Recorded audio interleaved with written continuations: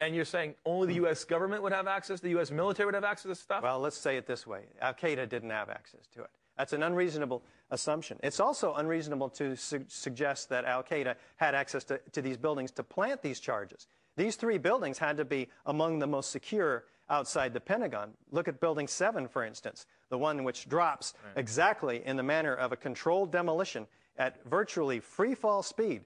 To achieve that, you have to remove 40,000 tons of structural steel, starting with the core columns all within 1/10 of a second of each other, and then the 57 perimeter columns within 1/10 of a second of each other, and then repeat that every floor, synchronistically timed. So Al-Qaeda didn't have access to that building because it's operated by the CIA, IRS, Department of Defense, and several large financial institutions. What about the Pentagon? What about that one? The plane goes into there. That's all part. Is that what was the design of that? How come they wouldn't blow up the whole Pentagon? Well, I haven't studied the Pentagon. Okay, so you're just talking about these twin towers, these 3 towers. Well, let's look at the twin towers now, because what we're told is that there's structural weakening due to the airplanes. And by the way, these fires only lasted 56 minutes and 102 minutes. And fires have never brought buildings down that have lasted 18 hours, 24 hours over multiple floors, much hotter fires.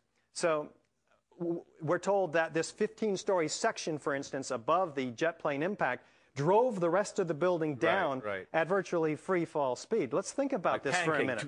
Yeah. Well, that's what we're told. And so let's take a 15-story building and hold it up over a 95-story building, right? Because we have 110 floors total.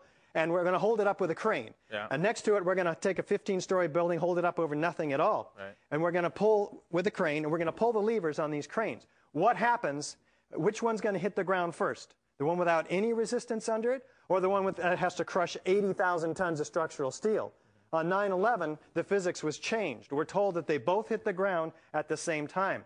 That's where our USA tax dollars are going to. $20 million, 3 years of study in this NIST, which, by the way, this NIST report stops at the moment of initiation of collapse. It did not examine the behavior of the building after, they say, collapse initiation began. So, I mean, you're saying you're giving the scientific data, you got all this forensic evidence. When you present this stuff to people, to the 9/11 Commission, do they just go, I don't want to hear it, talk to the hand, I don't want to, like, what do they say when you talk about this stuff? Yeah, there is a deafening silence from officials in this government on this subject, and that's why it is a national grassroots movement growing by millions every year. We've only talked about that much of the scientific data. You got more cards, so clearly, yeah. So, but the people who become aware of this, virtually every architect and engineer that we talk to and show the presentation to in Vancouver and Victoria this weekend, you'll see that 99% of them will agree with us and will disagree with the official story that fires were responsible for these collapses. That's how convincing the evidence is. We don't have to do a hard convincing job here. But people talk to each other. Okay, we're going to keep going. We have one more segment, and I got some big questions about conspiracy behind this. Is this just a conspiracy, or is there some truth behind what Mr. Gage is saying right after the break?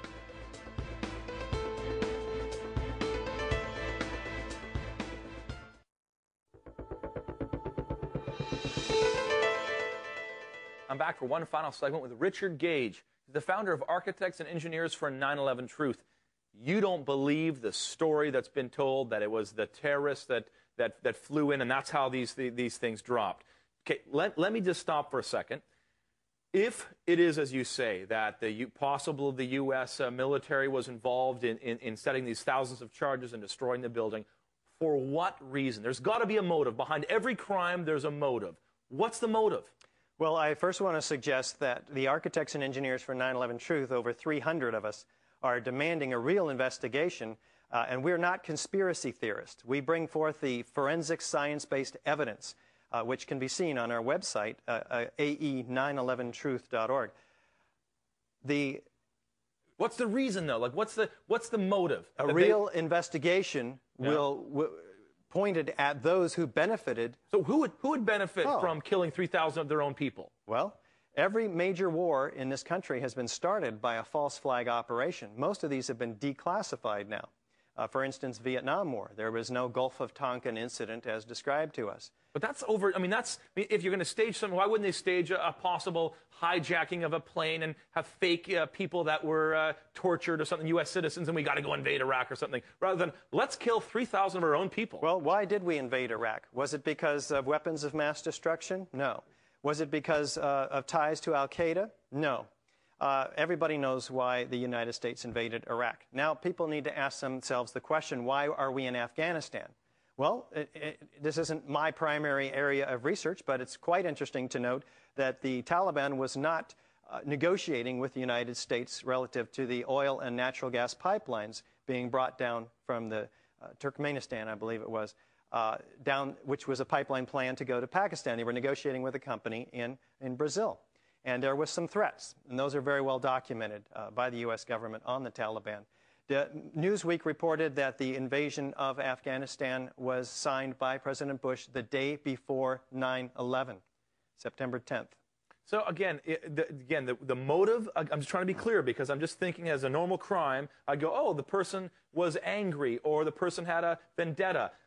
You're saying the U.S. government and possibly military was involved in this because they're the only ones who have access to this kind of material because they wanted to galvanize the people against the Middle East so they can get oil. Was that kind of what you're saying? And I'm not saying that, but that's what a lot of people are saying. Is that what you're saying? Oh, sure, it's a possibility. It's quite a possibility. It seems like quite a stretch to do just to get some oil.